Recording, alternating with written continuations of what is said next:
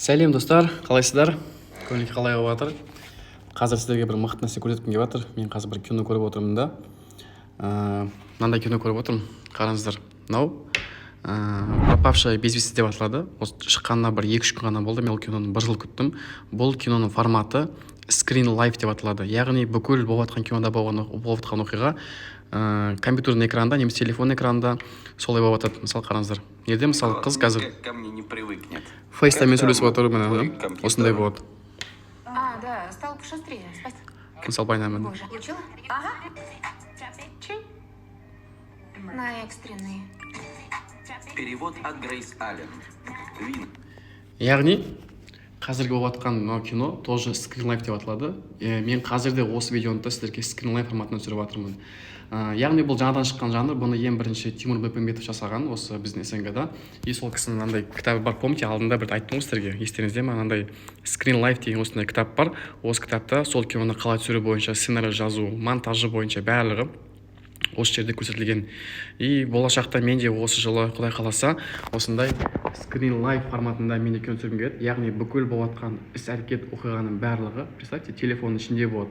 Сонда біз оны вертикальный кәдімгі рилстың сторис форматында көрсек болады да. Сіздің перепискаңыз, WhatsApp-тағы, Facebook-тағы, YouTube-тан көрген материалдарыңыз, Каспиймен жеп жатқан ақшаны, былай переводтар, ақша тауып жатқандарыңыз, то есть какой-то бір сценарий құрастырып, бізде осындай Қазақстанда Screen Life форматында кино жасасақ болады. Бұндай кино Қазақстанда әлі түсірілмеген. Білмеймін, енді маған дейін мүмкін басқа бір түсіретін шығар, но осы жылға мен осындай форматта Screen Life форматында кино пландап жатырмын. Барлығын толыққанды телефонмен түсіреміз.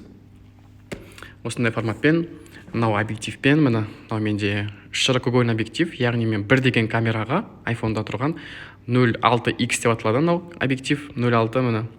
Кәдімгі 1 деген камераға iPhone-ның 05 деген камерасы сияқты качество, сол сияқты ширик береді, бірақ 1 деген камерамен бұл таза түсіретін болады, сонда бізде шум болмайтын болады. Міне, осындай кино. Қазір ссылкасын қойып қоям, сторисқа тоже бөлініп қоям. Мынау міне.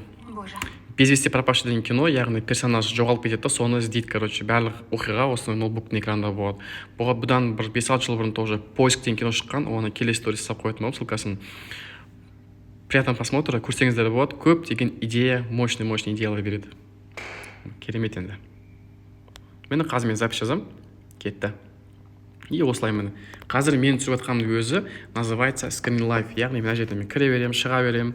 Мысалы менде монтаж, монтажды көрсете берсек болады. Мына LumaFusion'дағы монтаж Love Story бітті уже почти. Бүгін уже бәрін рендер жасап жібереміз.